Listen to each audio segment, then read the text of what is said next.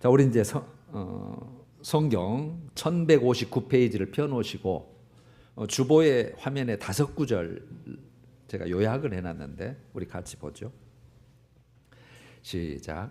또 그가 큰 소리로 외쳐 이르시되 이 성읍을 관할하는 자들이 각기 죽이는 무기를 손에 들고 나오게 하라 하시더라.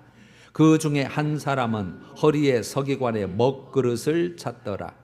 그들이 들어와서 놋 제단 곁에 서더라.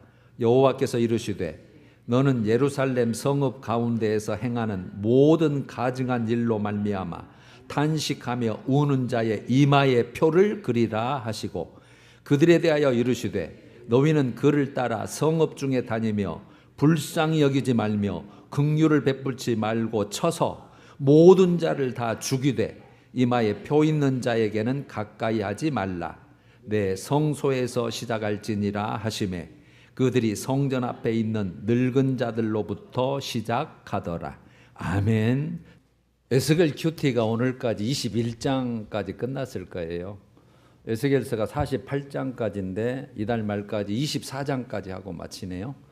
여러분 뒤에 내용은 동일해요. 사실 볼 것이 없는데 계속 이스라엘 백성의 죄를 지적하고 책망하고 심판한다는 내용이에요. 계속 그게 반복이 돼요. 그래서 오늘은 이제 오늘이 어떻게 보면 결론이에요. 5번째 시간이지만 성경 전체의 결론이기도 하거니와 에스겔서 성경은 어느 부분이나 똑같다 그랬죠. 내용이. 지난주는 우리가 16장을 가지고 너를 위하여 하나님이 말씀하시기를 너를 위하여 우상 숭배하고 너를 위해서 나 대신 이방 민족을 의지하고 그래서 너는 방자한 음녀의 행위 그러게 되죠. 방자한 음녀라 그래요. 그 다음에 간음한 아내. 그러니까 아내면은 자기 소유잖아요. 함께 사는 연합. 그리스도와 우리가 신부 신랑인 것처럼 동일합니다. 성경은. 그래서 이스라엘은 하나님의 언약 백성인데 하나님의 소유죠. 그래서 하나님의 은혜로 아내 삼고 왕후의 지위까지 내가 올렸다. 그 말은 내가 너를 번창하게 하고 화려하게 만들고 명성이 이방 나라의 자자에게 만들었는데 그 은혜를 잊어버리고 너를 위하여 그러니까 우리로서는 나를 위하여 그래서 항상 우상 숭배에 보면 자기를 위하여 이렇게 항상 앞에가 붙어 있어요. 뭐냐면 내가 더 풍요를 얻기 위한 거예요. 하나님도 섬기지만 또 한편 이방 나라가 섬기는 바알신, 아세라신 전부 다 풍요의 신이거든요. 비, 바람, 태양 이런 것들. 농사가 잘 되려고 하면 그게 필요하니까. 물론 그것도 하나님이 다 다스리는데 거기까지 믿음이 못 미치고 야 하나님도 믿지만 우리가 더 잘 살아야 되지 않느냐. 그리고 더 안전해야 되지 않느냐. 그래서 하나님은 안 보이니까 보이는 이방 민족 힘을 권력을 의지했다 그 말이에요. 그걸 너는 간음한 아내다. 남편인 나를 놔두고 그 이방 나라 모든 사람과 함께 음녀의 행위를 했다. 그렇게 하나님이 표현이에요. 구구절절이. 이제 우리가 교훈은 그거죠. 우리는 뭐 부적을 가지고 다닌다거나 불상을 섬긴다거나 우리가 다른 종교를 가지고 있지는 않아요. 근데 우리는 신약 성경은 전부 다 여러분 영적으로 다 바꿔놨어요. 구약은 이 땅의 복, 육신의 복을 가지고 설명을 하고 그래서 오늘도 이제 죽인다는 말이 나오는데 다 죽죠. 그냥 뭐 전쟁에서 칼에 죽고 전염병에 죽고 그 죽는다고 표현은 돼 있지만 그게 결국은 하나님과의 분리를 얘기하는 거예요. 그러니까 우리로서는 하늘나라에 탈락한 그렇게 보시면 돼요. 영적으로 하나님과 분리돼서. 그러면 영적으로 우리는 영적 우상 숭배를 말하는 거거든요. 영적 우상 숭배. 그래서 우상 숭배 정의가 뭐죠? 꼭 알았으면 좋겠어요. 하나님보다 더. 그러니까 하나님이 없는 게 아닙니다. 하나님 없는 사람한테 우상 숭배한다는 말은 안 하죠. 그들의 종교가 신앙이라고 표현을 하지. 근데 우리는 우상이라고 말을 하거든요. 하나님보다 더 사랑하고 하나님보다 더 섬기는 그 어떤 것, 사람이든지 물질이든지 뭐 어떤 거, 이 세상의 어떤 거, 나 좋아하는 취미든지 그것을 영적 의미에서 우상 숭배자라고 한다. 이게 여러분 전부 다 유튜브나 사전 찾아보면 그렇게 돼 있어요. 그게 맞습니다. 꼭 기억했으면 좋겠어요. 하나님보다 더입니다. 근데 꼭 우리에게 그게 있을까요, 없을까요? 있습니다. 예외가 없습니다. 그래서 그걸 찾아내서 없애는 게 우리의 신앙생활에 가장 중요한 거예요. 그러면 하나님 그걸 우상숭배로 보거든요. 그 대표적인 게 골로새서 3장 5절에 탐심, 다 욕심 때문에 자기를 위하여. 그 다음에 야고보서 4장 4절 하나님 세상과 벗된 것, 하나님보다 더 벗된 것보다 더 세상과 벗되는 거예요. 세상과 벗된 것이 하나님과 원수됨을 알지 못하느냐, 하나님의 진노가 임한다, 그렇게 정확하게 돼 있어요. 우리는 듣기 싫은 말이죠. 사실은 복받는다, 잘된다, 건강하다, 장수한다 이런 말을 듣고 싶은데 성경은 그런 복도 있지만 반드시 하나님은 거룩하시고 공의와 거룩 때문에 꼭 그걸 우리에게 경고를 하셔요. 우리가 진짜 그 초점을 맞춰야 될 것은 그거예요. 잘하고 있는 것은 감사하고 하나님의 은혜고, 그다음에 못한 거 오늘도 마찬가지예요. 그래서 오늘 어떻게 보면 성경의 결론이고 에스겔서의 결론입니다. 자, 그러면 아까 우상 숭배하고 세상을 의지했잖아요. 계속해서 하나님은 선지자를 통해서예요. 지금은 강단을 통해서, 목사를 통해서, 여러분 성경을 통해서, 또는 방송과 어떤 것을 통해서도 계속해서 어떻게 보면 우리에게 경고하시고 깨닫게 만들죠. 그런데 우리가 들으면 좋은데 듣는 부분도 있지만 거의 안 듣는 부분이 더 많을 거 아니에요. 안 들었어요. 이스라엘이 안 들었어요. 선지자 말을. 마음이 안 맞으니까. 나는 잘하고 있는데 왜 그러냐? 하나님을 섬기고 있는데. 그래서 결국은 하나님의 양에 안 차니까 하나님의 공의로 징벌을 하는 거예요. 그래서 지금 현재 이스라엘이 하나님의 도구로 주신 바벨론에 의해서 2차 침공까지 받은 상태잖아요. 그러니까 어떻게 보면 이스라엘은 바람 앞에 등불하고 똑같아요. 2차 침공 받아서 다 약탈당하고 포로로 잡혀가고, 왕도 포로로 잡혀가고, 다니엘도 뭐도 다 포로로 잡혀간 지금 상태잖아요. 지금 현재 우리 본문에. 그러면 지금 이 순간에 절대절명의 위기인데 이스라엘은 어떻게 해야 살 길일까요? 살 길이 뭘까요? 여러분들은 다 아셔요. 다 믿음이 이제 계셔서. 답이 항상 어디에 나오냐면 왜 하나님이 징계하실까? 그 징계 목적에 다 들어있어요. 하나님이 그냥 우리가 잘못해도 봐줘버리시지 왜 꼭 매를 들어서 징계하시지? 그 목적이 있어요. 우리는 이걸 요약하면 첫 번째, 나를 알아라. 하나님을 알고. 여러분 꼭 하나님 아셔야 됩니다. 저는 입버릇처럼 여러분들에게 꼭 하나님을 알아야 되고 말씀을 알아야 된다 그랬어요. 그래야 제대로 믿을 수 있고 제대로 코스를 잡아서 우리 종착점에 제대로, 내비가 제대로 가르쳐줘야 종착지에 도착하듯이 똑같아요. 우리의 인생의 내비게이션이 성경이고 하나님을 아는 거예요. 그런데 하나님을 아는 것은 말씀을 통해서 아는 거죠. 그래서 말씀을 다 못 읽더라도 제가 진짜 핵심만 여러분에게 항상 이렇게 선포하니까 꼭 기억을 하셨으면 좋겠다는 생각이 합니다. 하나님을 알고, 그 다음에 하나님을 알고 말씀을 알면 뭐예요? 나를 알게 되는 거죠. 그래서 죄를 깨닫고 돌이키는 거예요. 징계 목적이. 죄를 깨닫고 돌이키면 어떻게 돼요? 하나님과의 다시 올바른 관계로 회복되는 거예요. 올바른 관계로 회복돼야 주님이 약속하신 복을 받고 생명을 받고 하나님과 살 수 있으니까. 다시 한번요. 하나님을 알고 죄를 깨닫고 돌이켜서 하나님과의 온전한 관계를 회복하는 것, 그게 징계의 목적이거든요. 하나님 그냥 싫어서 때리고 마는 게 아니라 하나님 우리 징계하고 심판하고 다스리는 이유가 그거거든요. 그러니까 그거예요. 여러분 그 하나님 마음을 잘 표현하는 게 누가복음 15장이죠. 아버지 집에 두 아들이 있는데 작은 아들이 아버지 내 것 다 주세요. 분깃을 얻어서 집을 나가잖아요. 내 마음대로 살아보려고 세상으로. 아버지가 그냥 내줘요. 왜 내줘요? 경험해봐야 알잖아요.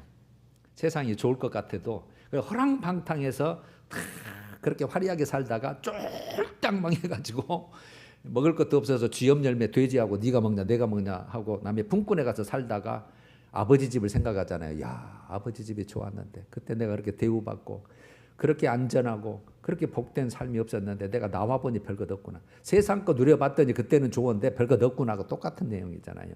그래서 아버지 집을 기억하고 돌아가면서 품꾼의 하나라도 썼으면 좋겠다. 근데 아버지는 어떻게 해요? 날마다 잔송이도 나오죠. 어서 돌아오 어서 돌아오. 밖에 나가서 기다리시잖아요. 행여라도 돌아갈까 봐 밤에 등불을 켜놓고. 그래서 오니까 껴안고 모든 신분을 회복시켜서 죽었다가 살아났다, 잊어버렸다, 찾았다 그렇게 기뻐하신 아버지 마음이 그 마음이에요. 하나님이 사랑이시면서 나를 때리네? 절대 아니에요. 사랑하시기 때문에. 그래서 여러분 말씀에 보면 항상 축복을 말씀하시고 그 다음에 네가 말을 안 들면 내가 이렇게 한다라고 꼭 그 징벌과 징계를 꼭 적어놔요. 근데 우리는 그게 성경에 있지만 무시해버리잖아요. 근데 하나님은 그렇게 하셔요. 왜? 말씀을 해놓으셨기 때문에. 신실하시니까요. 자, 그런데 이제 그들이 돌아오면 좋은데 하나님은 돌아와서 관계 회복해서 다시 왕후의 자리, 아내의 자리로 복된 삶을 살기를 원하는데 그들은 그냥 형식적인 관계만 유지해요. 하나님을 버린 게 아닙니다. 우리가 예수를 믿는데 버린 게 아니고 세상에 나가서 지 맘대로 살고 뭐 주일도 없고 그렇게 살듯이 하나님을 버린 게 아니에요. 뭐 다른 신을 섬긴다거나 그런 것도 아니고 똑같이 이스라엘 백성이 그냥 형식적인 관계만 가지고 자기 하고 싶은 대로 또 다 해석하는 거예요. 여러분 왜 그들이 괜찮다고 생각했을까요? 성경에 다 나와요. 성전이 있는데 우리가 망하겠냐? 성전이 하나님 건데 하나님이 거기 계신데 세상에 최고로 힘센 신이 어느 신한테 어느 나라한테 지겠냐? 안 망한다 우리. 지금 어려움을 당하지만 망하는 것은 없어 이거예요. 또 하나는요. 다윗과의 언약이거든요. 하나님이 다윗 왕조는 영원토록 견고하고 번성하고 내가 영국에 붙들고 나와 함께 가겠다. 그 언약을 했거든요. 그러니까 잘 되는 것만 생각하지 만약에 네가 순종하지 아니하면 내가 너를 버리리라는 것은 또 무시해버리는 거예요. 그래서 우리는 안 망한다. 우리는 버리지 않는다. 그것만 생각하고 그냥 또 자기 방법대로 자기 유해의 방법 그대로 이방 나라를 의지하고 그 다음에 자기 방법과 수단을 써서 하는데 그게 8장에 잘 나와 있어요. 지금 오늘 9장 보잖아요. 8장에요. 이런 일을 벌여요. 제가 예화를 해드릴게요. 예루살렘 성전이에요. 성전에서 하나님이 임재하시고 하나님과 만나는 그 장소에서 어떤 일을 벌이냐면 가나안 땅의 우상 바알신 아세라 신의 목상을 세워놔요. 하나님이 성전에서 이게 세상 것이 아니라 그냥 세상 이방 신이 들어와 버린 거죠. 그 하나님만 섬겨야 되는 곳에서 10절에는 애굽의 종교 의식이 아직 남아 있어서 성전 벽에다가 곤충이나 뭐 그림 뭐 이런 게 풍뎅이나 뭐 개구리나 이런 거 다 신이잖아요. 그들이 섬기는 그 벽에다 우상을 그림을 그리고 그걸 섬겨요. 세상에. 14절은 수메르 우상인 담무스 특히 여인 중심으로 그걸 막 섬겨요. 그 다음에 16절에는 근동 지방의 우상인 태양신 이집트도 태양신이 제일 높잖아요. 태양신을 숭배해요. 어디에서요? 예루살렘 성전에서. 말하자면 교회 안에서. 하나님에도 기도했다가 뭐 이런 신에다 기도했다가 저런 기도했다가 사람에다가 했다가 말은 이런 식이에요. 그러니까 하나님의 반응이 어떻겠어요? 그 6절에 이렇게 되어 있죠. 여기에서 예루살렘 성전 내 집이잖아요. 하나님이 여기 예루살렘 성전에서 큰 가증한 일을 행하여 가증한 일이죠. 하나님 보실 때는 요것들이 나를 어떻게 보고 우습게 알고 그런 뜻이죠.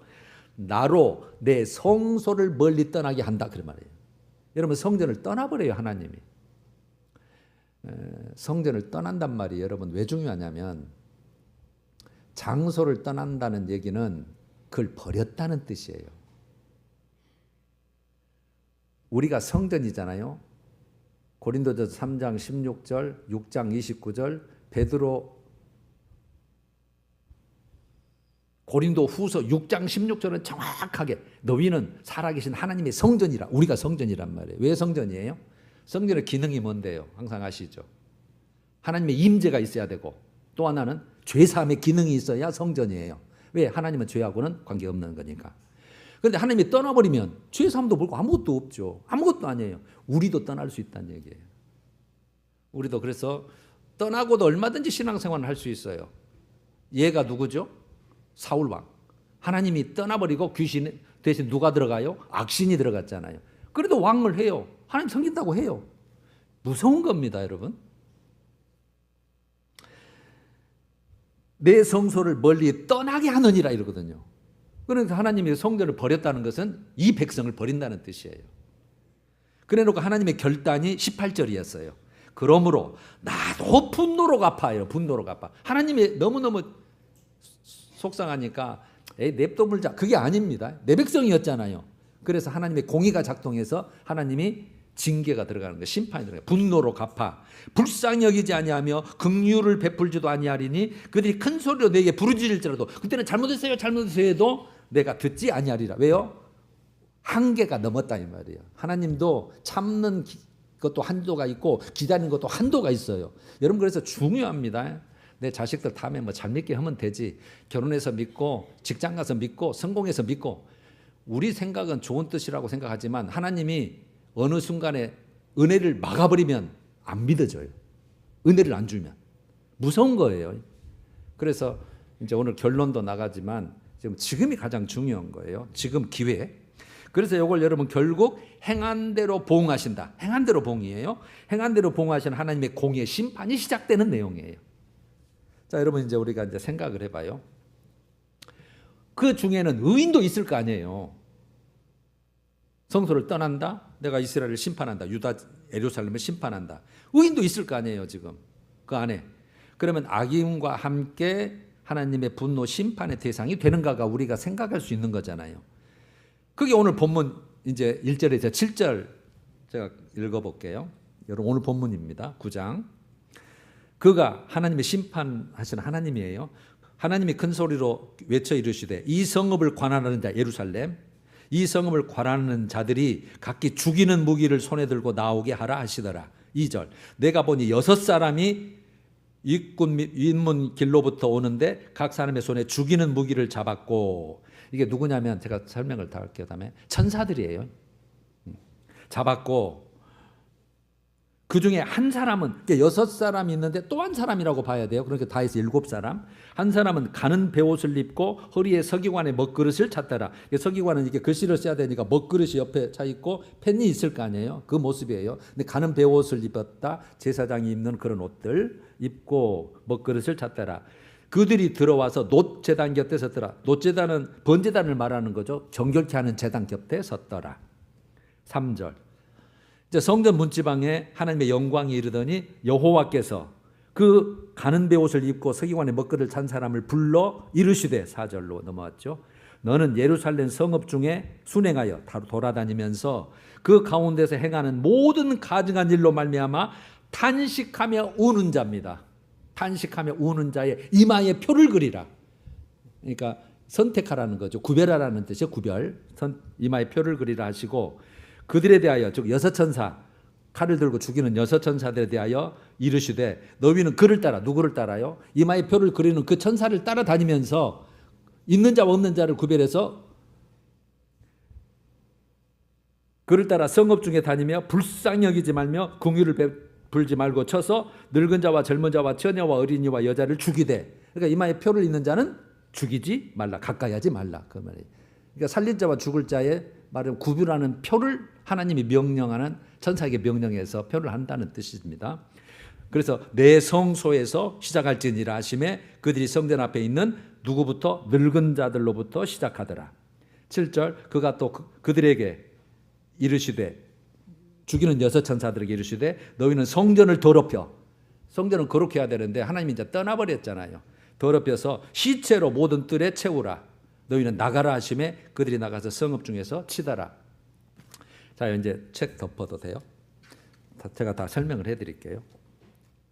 정리를 하면 하나님께서 주신 기회를 스스로 저버린 자들에 대한 이선 사람에 대한 것은 하나님의 긍휼 없는 심판, 긍휼 없는 심판 중에서도 구별할 자가 있다는 거예요. 경건한 자가.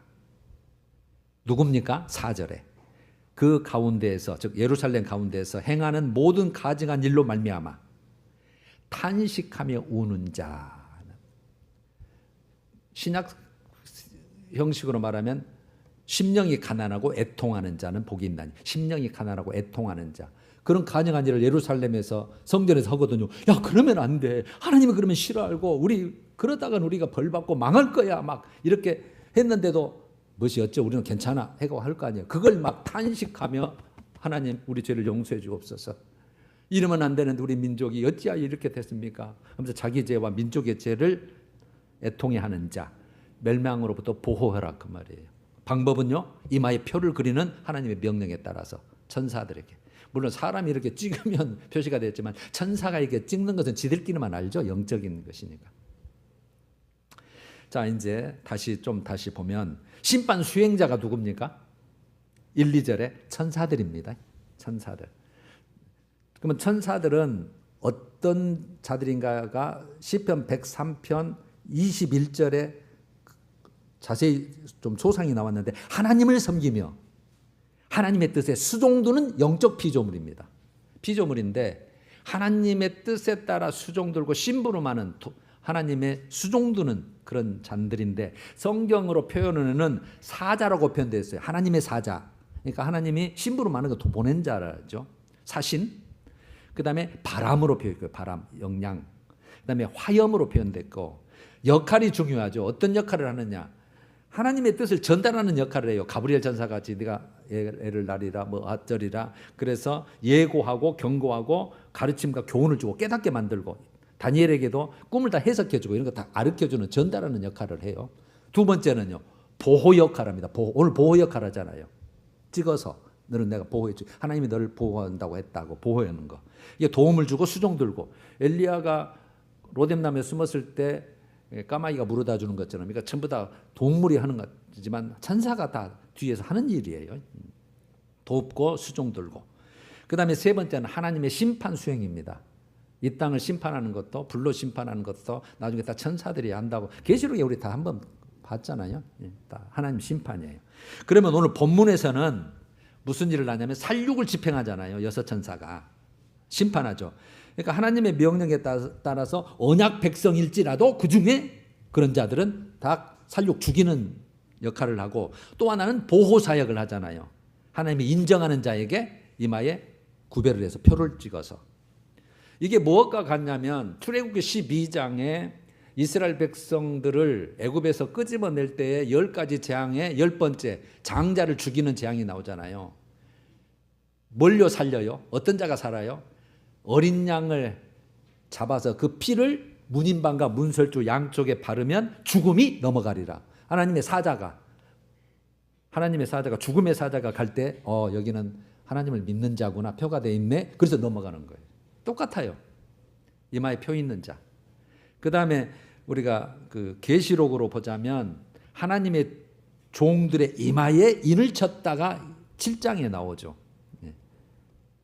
7장 3절에 하나님의 종들의 이마에 인을 쳤다.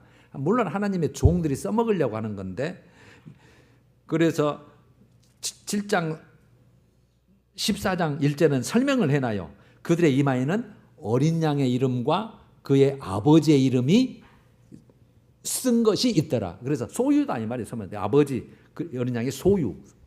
그러니까 하나님이 이마에 아까 같이 찍으면 너는 내 소유야. 너는 거룩한 자라. 내가 인정해. 너는 살릴 자고 나와 함께 갈 자야. 그런 뜻이에요. 나머지는 싹 죽여라. 이게 뜻이.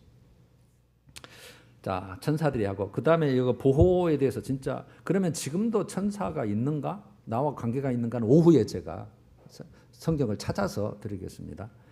여러분, 두 번째는 심판은 어디서부터 시작한다겠어요? 6절이 있죠. 내 성소에서부터 시작할지니라. 내 성소에서부터. 지금 떠나면서 계시면은 심판이 있을 수 없죠. 축복이죠. 베드로전서 4장 17절도 똑같습니다. 신약에도 하나님의 집에서부터 심판을 시작합니다. 하나님의 집, 교회부터, 성전부터, 하나님의 믿는 가정부터, 그렇게 보시면 돼요. 왜 그럴까요? 가장 정결해야 될 곳이 성전이고 가장 정결해야 될 것이 교회잖아요. 그런데 거기가 엉망우상 단지를 해놨으니까 하나님이 분노가, 그래서 뭐 다른 것은 뭐 이미 뭐 심판 받은 거나 마찬가지인데 살려야 될 곳인데 이 지경이 있거든요. 그래서 성전부터 정화를 시켜주는 거예요. 그래서 시체가 가장 부정한 거잖아요. 그 시체로 성전을 싹 채우라는 게 아까 마지막 7절이잖아요. 그래서 더럽게 해버려라 성전을. 내가 떠나면서, 하나님이 떠나면서. 그래서 참된 회개가 있어야 될 게 성전이잖아요. 그래서 살 곳이 성전이고, 그런데 오히려 공공연히 우상 숭배하고 거기에서 반역 행위를 하니까 거기서부터 처리하는 거예요. 여러분 제일 미운 사람보다 때리잖아요. 그거 똑같은 거예요. 자, 세 번째. 그러면 성전은 누구부터 심판을 시작할까요? 6절 하반절에 성소 앞에 있는 늙은 자들로부터. 여기서 늙은 자는 장로들을 얘기해요. 제사장들, 장로들, 종교 지도자들, 말하자면 하나님의 일을 맡은 자들이에요. 그래서 제가 항상 저에게 심판이 크다고 얘기했잖아요. 성경에 있으니까요. 그게 누가복음 12장 48절이에요. 예수님이 무릇 많이 받은 자에게는 많이 요구할 것이요. 내놔봐. 너 열매 내놔봐. 내 믿음 내놔봐. 많이 하나님이 은혜 주고 직분 주고. 그래서 여러분 혹시나 직분 받고 열심히 하셔야 됩니다. 그래야 본전이고 상급이 되고, 안 하면 오히려 손해입니다. 많이 맞습니다. 요거 달라봐 없거든요. 그 다음에 많이 맡은 자에게는 많이 달라 할 것이다. 요구할 것이다. 그 말이에요. 그러면 누가복음 20장 47절에 그들은, 여기서 종교 지도자를 말하거든요. 앞뒤를 문맥에 외식으로 길게 기도하니 그들이 더 엄중한 심판을 받으리라 그래요. 엄중한 심판을 받아요. 더 많이 맞는다는 얘기죠. 똑같아요. 그래서 여러분 목사와 성도가 계시다면 하나님은 똑같은 잣대를 들이대지 않아요. 저에게는 훨씬 더 엄밀한 엄격한 잣대를 들이댑니다. 저는 그게 알기 때문에 그래서 두려워하는 거예요.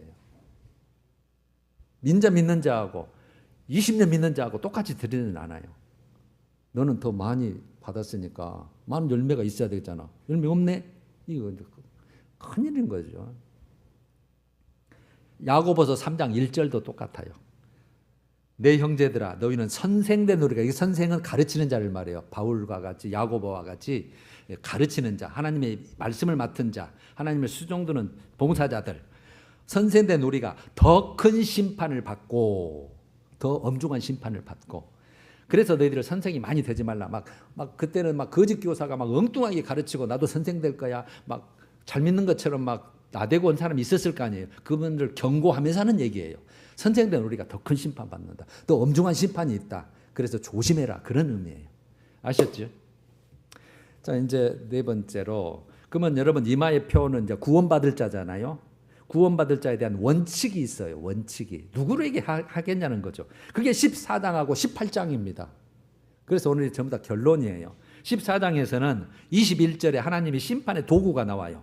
여호와의 중한벌 곧 칼과 기근과 사나운 짐승과 전염병을 예루살렘에 함께 내려 사람과 짐승을 내가 죽이리니 끊으리니 그래놨어요. 그러면 칼을 전쟁이죠. 기근이죠. 사나운 짐승은 일반 짐승일 수도 있고 사나운 포악한 어떤 그럴 수도 있어요. 그다음에 전염병. 그러니까 함께 내릴 때에 네 가지 예를 들으면서 14절, 16절, 18절, 20절에 4회를 반복해요. 어떤 내용이냐면 비록 그 안에 노아, 다니엘, 욥 이 세 사람이 거기에 있을지라도, 그러면 의인의 대표를 지금 얘기하는 거예요. 이름을 들어서 실제 인물이잖아요. 노아, 다니엘, 욥 이 세 사람이 거기에 있을지라도, 그러면 가족도 있고 자녀도 있고 다 있을 거 아닙니까? 있을지라도 그들은 자기의 공의로 자기의 생명만 건지리라. 자녀도 못 건져요. 아버지는 잘 믿는데 아들은 아니다. 아들은 안 돼. 나만 그만. 그래서 하나님과 1대1 관계입니다. 신앙은. 나는 우리 아내가 잘 믿으니까 치맛자락 잡고 따라갈게. 없습니다. 그런 거. 1대1입니다. 하나님과는 1대1. 목사와 하나님도 1대1이고 성도와 하나님과 1대1 관계. 너는 여기까지 믿어줘야 된다. 하나님의 어떠한 기준이 있을 거예요. 높이가. 그걸 충족시켜야 돼요. 그리고 이제 18장에 넘어와서 예를 들어요. 가족에 3대가 있어요. 할아버지, 아버지, 아들. 그 예를 딱 그렇게 드러났어요. 다 여러분 큐티 했으니까 기억이 되실 거예요. 근데 할아버지는 의인이에요. 근데 그 아버지는 죄인이에요. 악인이에요. 근데 아들은 또 의인이에요. 그러면 어떻게 돼요? 할아버지는 의인이어서 살고, 그 아버지는 죄인이었으니까 죽고, 또 아들은 의인이었으니까 너는 산다. 그 내용을 쭉 하면서 뭘 얘기하냐면 아들과 아버지 사이에 서로 죄악을 담당하지 않는다 이 말이에요. 아버지가 죄인이라고 아들도 신포도주를 먹으니까 이가 시다. 그 속담은 안 맞는다. 하나님이 다 예를 들어놨어요. 그러면 행한 의도 안 내려가고 영향력이 없다는 뜻이에요. 아셨죠? 그래 놓고 오늘 제일 중요한 거, 악인의 구원과 의인의 심판, 죽음에 대해서 설명을 하는 내용이 나오는데 21절과 22절입니다. 악인의 경우. 그러니까 예수를 믿었어도 제가 알기 쉽게 막 엉망으로 믿었어요. 막 별짓 다 하고 막 음행도 하고 막 그랬다고 가정을 하십시다. 악인이잖아요. 예수가 있는데, 하나님의 자녀인데. 악인이 그가 행한 모든 죄에서 돌이켜 떠나. 아, 내가 잘못됐네. 아까 집 나간 탕자처럼 돌아오는 거예요. 모든 죄에서 돌이켜 떠나 내 모든 율례를 지키고 정의와 공의를 행하면 반드시 살고 죽지 아니하리라 해놓고, 그 범죄한 것이, 예전에 범죄한 그것이 하나도 기억함이 되지 아니하리니. 뭐예요? 옛날 죄진 거 다 내가 무효로 해주겠단 말이에요. 누가요? 하나님이. 왜요? 돌이켰으니까. 돌아왔으니까. 그래서 지금 이제 의롭게 살고 있잖아요. 지키고 행하니까. 그가 행한 공의로 살리라 이렇게 돼 있어요. 그러니까 여러분, 제가 가장 중요한 게 항상 회개라 그랬잖아요. 돌아오면 된다고. 그 다음에 반대가 있어요. 의인이었어요. 예전에는 잘 믿었어요. 그런데 이 정도 쓰면 됐어. 지금은 내가 대충 살아도 하나님이 봐주실 거야 해가지고 예를 들어서 그렇게 갔다고 가정을 한 내고 24절 25절이에요. 의인이 돌이켜서, 이제 나쁘게 돌이킨 거죠. 그 공의에서 떠나 범죄하고 악인이 행하는 모든 가정한 일대로 행하면 살겠냐? 죽는다 그 말이잖아요. 그래 놓고 그가 행한 공의로운 일은, 예전에 했던 공의로운 일은 하나도 기억함이 되지 아니하리니. 다 무효라 그 말이에요. 엄청 중요한 겁니다. 하나도 기억합니다. 기억 안 난다. 그거 네 잘했던 거 그거. 그가 범한 허물과 그 죄로 죽으리라 그러놨어요. 이 두 구절요. 21절과 22절, 24절과 25절을 꼭 기억하셔서 여러분 동그라미 쳐서 색연필로 빨갛게 해놓고 항상 여러분 묵상하십시오. 결론으로 30절이에요. 주 여호와의 말씀이니라. 이스라엘 족속아, 내가 각 사람이 행한 대로 심판할지라. 각 사람입니다. 행한 대로입니다. 각 사람이 행한 대로 심판한다. 너희는 돌이켜 회개하고, 하나님이 원하는 거죠. 회개하고 모든 죄에서 떠날지어다. 그래야 이제 그것이 너희에게 죄악의 걸림돌입니다. 이 걸림돌이라는 의미가 있어요. 하나님 앞에 언제나 우리가 설 때 걸림돌이 죄악이에요. 아무리 의인으로 살았던 지금은 뭐냐는 거죠. 아무리 의인으로 살아도 지금 어떠냐는 거죠. 그래놓고 31절에 너희의 마음과 영을 새롭게 해라. 항상 새롭게 한 걸 회개하는 뜻이죠. 32절도 그래서 스스로 돌이키고 살아라. 살지니라. 정리해 볼게요. 우리 모두 각 사람 한 사람 현재 상태가 중요합니다. 언제가 중요하다고요? 현재 상태. 그러니까 하나님의 평가는 각각 개개인의 현재 신앙의 삶에서 결정이 돼요. 이것을 살리냐 죽이냐, 이것을 내 나라에 드리냐 안 드리냐, 이걸 버리냐 어떠냐, 이것은 현재 그 각각 사람의 신앙 상태예요. 그래서 가장 중요한 게 돌이켜 회개하는 거라 그랬잖아요. 이해가 되시죠? 왜 자꾸 회개가 제일 중요한지, 왜 해야 되는지. 자, 이제 마지막으로 이마의 표, 구원받은 자의 구원 받을 자의 표잖아요. 구별된 거잖아요. 목적이 있어요. 목적이. 왜 다 죽이는 심판 중에서도 하나님이 너는 살자 해놓고, 그게 11장 13절에서 20절이에요. 제가 간단히 요약할게요. 13절에 그걸 남은 자로 표현해요. 남은 자, 그루터기. 여러분, 나무를 잘라버려도 뿌리, 그루터기만 있으면 새싹이 나잖아요. 그 얘기. 남은 자, 그루터기. 15절은 너희는 이제 떠날지다. 멀리 어디를 떠나요? 지금 이스라엘 땅, 예루살렘 성전이 있는 곳에서 저기로 떠날지어다. 바벨론으로. 왜? 이곳은, 이 땅은 내가 심판할 거니까 떠날지어다. 16절 내가 그들을 여러 나라에 흩었으나 그들이 도달한 나라들에서, 여러분, 내가 잠깐 너희들에게 성전이 되리라 이래요. 너무 멋있는 말 아니에요? 성전은 눈에 보이는 성전이 아니에요. 하나님이 떠나면, 그거는 이 교회도 성령이 떠나면 이건 말이 교회지 아무 의미 없는 거예요. 헛수고 하는 거예요. 우리는 성령님이 계시고 이 예배를 받으시고 여기에 계시면 우리가 사는 거죠. 그런데 이방 땅으로 갔는데 건물이 아니라 하나님이 거기에서 내가 네의 성소가 되리라. 함께 하신다 그 말이에요. 함께 하신다. 너희들은 의로운 자니까, 내가 택한 자니까, 이마에 표를 그린 자니까, 내 말에 순종한 자니까. 그래놓고 17절에 내가 너희를 흩은 여러 나라 가운데서 모아내고 이스라엘 땅을 너희에게 주리라. 다시 주리라는 거예요. 정화시킨 다음에, 이스라엘 땅을 정화시킨 다음에 네게 돌아오게 해서 너희를 다시 주리라. 19절 너희들에게 새 영을 주며 돌 같은 마음을 제거하고 살처럼 부드러운 마음, 새 영을 주고 부드러운 마음을 줘요. 하나님이 이렇게 해서 은혜를 주셔야 돼요. 아까 같이요. 내가 지가 어떻게 보면 믿겠지, 안 돼요. 그게 어둠의 권세가 사로잡아버리고 하나님이 안 도와주시면 그 영향력, 그 큰 힘을 깰 힘이 없어요, 우리는. 그래서 하나님이 부드러운 마음을 주고 새 영을 주셔야 다시 믿게 되는 거예요. 20절, 내 규례를 지켜 행하게 하려니 그들은 내 백성이 되고 나는 그들의 하나님. 이게 목적이죠. 내 백성, 내 아내 될 자, 나와 살 자. 그 다음에 나는 너희의 하나님.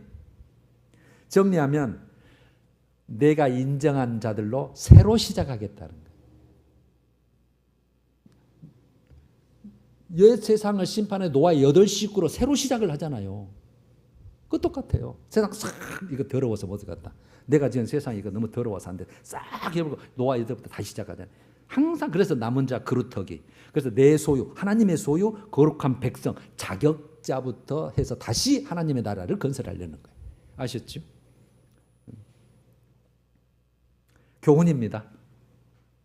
그러면 뭐 그때만 있는 일 아니야? 지금도 있을까? 앞으로도 이런 일이 있을까? 이걸 우리가 한번 교훈을 삼아야 되잖아요. 그건 이스라엘 백성들 얘기 아니야? 우리는 그냥 따놓은 당상인데 절대 아니라고 말씀드렸습니다. 힌트가 로마서 11장 4절에서 5절이에요. 로마서 11장 4절. 로마서 11장은 이스라엘, 지금 현재 있는 이스라엘에게 엄청 중요한 내용입니다. 버림당했다가 하나님이 나중에 너를 회복시켜줄게. 회복시키는 날이 예수님 오신 날이에요. 11장 4절 5절은 열왕기상 19장 18절 말씀을 그대로 인용을 했는데 엘리야 시대는 정말 우상을 섬기던 바알신을 섬기던 아합 왕, 그 다음에 이세벨 왕비가 엄청나게 우상을 섬기던, 안 섬기면 죽이는 그 시대였잖아요. 그걸 그대로 인용을 해왔어요. 로마서 11장 4절에 내가, 하나님이에요, 나를 위하여, 하나님이 나를 위하여, 하나님이 인격이시니까 하나님도 자기 백성이 많고 하는 뜻대로 살면 너무 기분 좋으실 거 아니에요. 여러분들 자녀가 뜻대로 살면 기분 좋듯이. 그래서 나를 위하여, 하나님이 나를 위하여 바알에게 무릎 꿇지 아니하고 입 맞추지 아니한 사람 7,000명을 남겨두었다. 7,000명. 물론 7,000명은 정확한 숫자인지 상징 숫자인지 하여튼 많은 수, 충만한 수, 7, 완전수, 그렇게 보기도 합니다. 7,000명을 남겨두었다 하셨으니 그 예를 드는 거예요. 그렇게 핍박하고 그렇게 타락한 시절에도 내가 남겨둔 이마에 표를 그릴 만한 그런 자들도 있었다 이 말이야. 내가 남겨두었다. 하나님이 나를 위해서. 그래놓고 그런즉 이와 같이 지금으로 딱 돌아와요. 신약 백성으로. 지금도, 그러면 지금도가 어디예요? 로마서를 기록한 그 당시 지금도 초대교회잖아요.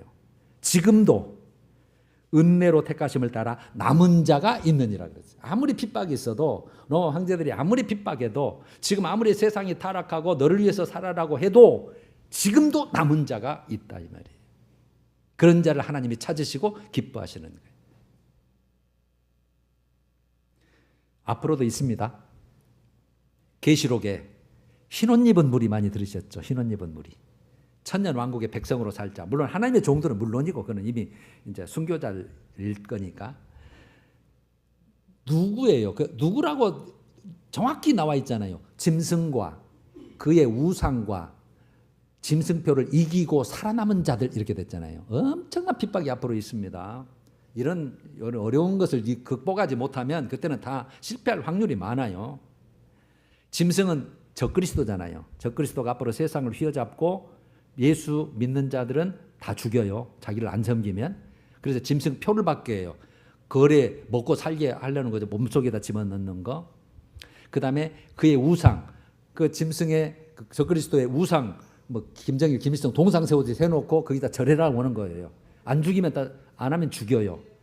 그런 것처럼 적그리스도와 적그리스도의 우상과 그 짐승표를 안 받아야 되잖아요. 그럼 못 살아요, 이 땅에. 그래서 하나님이 예비한 곳에 피해서 거기에서 연단 받아야 돼요. 3년 반 동안 우리를 정결하게 하는 장소. 그걸 과정을 거친 자를 말해요. 그래서 여러분 꼭 여러분들 그 계시록을 알고 계시고 한번 꼭 다음에 설명을 한번 해드릴게요. 그래서 그들을 19장 18절에 계시록 19장 18절에 빛나고 깨끗한 세마포 옷을 입도록 허락하셨다 이렇게 배워요. 허락해요. 우리가 입은다고 하얀 옷 입은다고 되는 게 아니고 나는 괜찮다고 된 게 아니고 하나님이 인정을 해 주셔야 되는 거예요. 깨끗한 빛나고 깨끗한 세마포옷을 입도록 허락하셨으니 그럼 어떤 자에게? 성도들의 옳은 행실이로다. 그예요. 성도들의 옳은 행실이로다. 성도들의 옳은 믿음, 성도들의 옳은 신앙, 그렇게 있는 자만.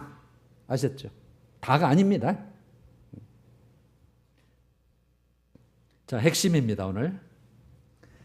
오늘 핵심. 이제 여러분, 이것은 진짜 그 마태복음 22장 14절도 마찬가지예요. 청함을 받은 자는 많대. 다 우리 청함 받은 자는 교회 다니고 예수 영접하고 세례 받고는 택함 받은 자는 적다. 택함 받은 자는 적다. 예수님 말씀에 마태복음 7장 13절을 예로 들면 많은 사람이 넓은 길로 간다. 좁은 문으로 들어가야 되는데 잡고 협착하니까 힘들고 어려우니까 대충 믿는다 그 말이잖아요. 좁은 문에 들어가는 생명으로 인도하는 문이고 넓은 문으로 들어가는 자는 사망과 멸망으로 말하고 예수님이 정확하게 얘기하시잖아요. 믿어도 그래서 제가 잘 믿어야 된다 그러죠. 그러니까 나는 대충 믿을래 어쩔 수 없잖아요. 정말 여러분 잘 믿어 주셔야 되고 이 말씀을 꼭 깨닫고 앞으로 오늘 교훈이 각자 믿음이 중요합니다. 내 믿음이 중요하다 그 말이에요. 여러분 한 사람 한 사람 믿음. 그 다음에 지금의 믿음이 중요한 거예요. 현재 신앙이 중요한 거예요. 현재 신앙. 우리 오늘 밤에 불러도 떳떳해야 돼요. 거룩해야 되고 그래서 항상 회개 심령과 상하고 통해하는 심령 그걸 항상 하나님 앞에 서야 돼요. 마지막 하나는 회개해서 항상 하나님 앞에 거룩한 삶, 거룩한 모습, 영과 혼과 육 데살로니가전서 5장 23절 항상 네 영과 혼과 육을 거룩하게 해서 하나님 앞에 서라. 성경 이해가 되시죠? 왜 그러는지. 여러분 이런 설교는 정말 여러분 들으십시오. 설교만 올라온 부분 그냥 저장해놓고 들으십시오. 어떻게 믿어야 되고 어떻게 사는지 왜 믿어야 되는지. 할렐루야. 이제 에스겔서가 이게 마지막이 될지 뭐 제가 한번 들을지는 이제 그래서 결론이에요. 이게 48장까지의 결론이에요. 성경 전체 결론이기도 하거니와. 할렐루야. 자, 찬양하십시다. 176장 주 어느 때 다시 오실는지 아는 이가 없으니 너는 깨어서 항상 주님 앞에 판결하. 1, 2절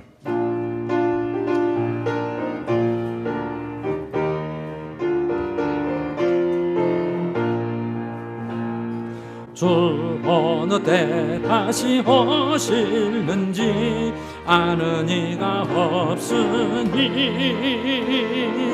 등 밝히고 너는 깨어 있어 주를 반겨마. 2절 주 오늘 다시 주 오늘에 다시 오신다면 부끄러움 없을까.